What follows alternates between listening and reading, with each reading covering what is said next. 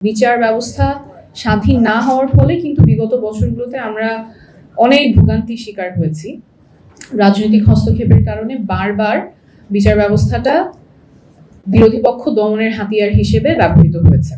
শুনতে পারলে ভালো লাগতো, বা যতটুকু শুনেছি মনে হচ্ছে খুবই প্রাণবন্ত আলোচনা হয়েছে। আসলে বিচার বিভাগের স্বাধীনতা এবং গুম প্রতিরোধ নিয়ে যে অধ্যাদেশগুলো বাতিল বা অনুমোদন না হওয়ার প্রক্রিয়া আছে, সেই জায়গায় তো আলোচনাটা অবশ্যই যে আলোচনা যেটাকে সুশাসনের পথে বাধা হবে কিনা, অবশ্যই বাধা হবে। এবং বিচার ব্যবস্থা স্বাধীন না হওয়ার ফলে কিন্তু বিগত বছরগুলোতে আমরা অনেক ভোগান্তির শিকার হয়েছি। রাজনৈতিক হস্তক্ষেপের কারণে বারবার বিচার ব্যবস্থাটা বিরোধী পক্ষ দমনের হাতিয়ার হিসেবে ব্যবহৃত হয়েছে। এবার যখন সুপ্রিম জুডিশিয়াল অ্যাপয়েন্টমেন্ট কাউন্সিল করার উদ্যোগটা নেওয়া হয়েছে, সেইটা বিচার ব্যবস্থাকে স্বাধীনভাবে কাজ করার জন্য একটা উদ্যোগ, যাতে করে রাজনৈতিক হস্তক্ষেপ এর বাইরে থেকে বিচার ব্যবস্থা স্বাধীনভাবে কাজ করতে পারে। তো এই অধ্যাদেশ যখন অনুমোদন না করা হবে, তখন আবারও আমরা সেই পুরোনো ব্যবস্থাতেই ফিরে যাচ্ছি, যেখানে বিচার ব্যবস্থা স্বাধীন থাকছে না, এখানে রাজনৈতিক হস্তক্ষেপের সুযোগ থাকছে। এবং সেখানে বিচার বিভাগের তখন আর যোগ্যতা বা মেধার ভিত্তিতে হবে না, তখন সেটা কে দলের প্রতি বা সরকার পক্ষের প্রতি কতখানি অনুগত আছে সেই ভিত্তিতেই হয়তো নিয়োগগুলো হবে। সরকার বলতে চাচ্ছেন যে এটা আরো শক্তিশালী আইন দ্বারা প্রতিস্থাপিত হবে।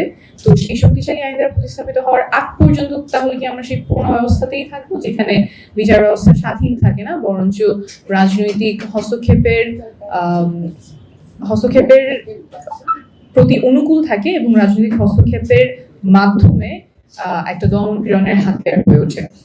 একই কথা গুম প্রতিরোধ নিয়ে যে অধ্যাদেশ, সেখানেও সরকার বলতে চাচ্ছেন যে গুম প্রতিরোধ অধ্যাদেশে যেই ক্লজটা আছে যে আইন শৃঙ্খলা রক্ষাকারী বাহিনী তাদের বিরুদ্ধে যদি কোনো তদন্ত করতে হয় বা গ্রেপ্তার করতে হয়, তাহলে সরকারের পূর্বানুমতি লাগবে।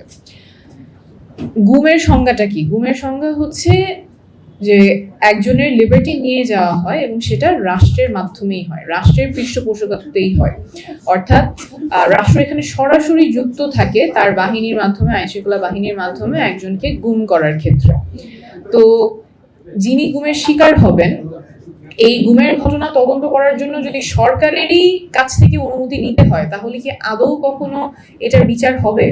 একদম সোজা বাংলায় বলতে গেলে এটা এমন যে কেউ একজন চুরি করলো, চুরি করার পরে সেই চোরকে ধরতে গেলে পুলিশ প্রথমে চোরের সর্দারের কাছ থেকে অনুমতি নিতে হবে, তার আগ পর্যন্ত এটা তদন্ত করা যাবে না বা গ্রেফতার করা যাবে না, তাহলে তো সে কোনোদিন বিচার পাবে না। এবং এই মার ব্যাচের কারণে কিন্তু বিগত বছরগুলোতে গুমের শিকার যে পরিবারগুলো, তারা বিচার পাননি। তো আমরা একটা অভ্যুত্থানের পরে স্বাধীন বিচার ব্যবস্থার কথা বলছি, গুম প্রতিরোধের কথা বলছি, এবং সেখানে কিছু ইউজফুল ইনস্ট্রুমেন্টস, কিছু ইউজফুল টুলস আমাদের সামনে আছে, কিন্তু মনে হচ্ছে আমরা পেছনের দিকে যাচ্ছি, পুরোনো ব্যবস্থার দিকে যাচ্ছি, যেখানে আসলে এগুলো প্রতিকারের এফেক্টিভ টুলস এবং যেই ব্যবস্থাগুলো বা মেকানিজমগুলো আমাদের সামনে থাকার কথা, এগুলোকে আরো মজবুত করার কথা, আরো স্ট্রেনথেন করার কথা, এবং যাতে এগুলো সঠিকভাবে বাস্তবায়ন হয়, মানুষের অধিকারগুলো সংরক্ষণে যাতে এই টুলসগুলো আমরা ভালোভাবে ব্যবহার করতে পারি, সেই রাস্তায় না হেঁটে আমরা পেছনের দিকে যাচ্ছি। এবং পেছনের দিকে যে যাচ্ছি, সেটা কি কারণ, সেই যুক্তিগুলো সঙ্গত না, কিভাবে এই ডেফিসিটস গুলো পূরণ করা হবে, কিভাবে অধিকারগুলো সমুন্নত রাখা হবে, গুমের বিপক্ষে মানুষ কি প্রতিকার পাবে, স্বাধীন বিচার ব্যবস্থা নিশ্চিত করতে কি পদক্ষেপ নেওয়া হবে, সেটা স্পষ্ট না।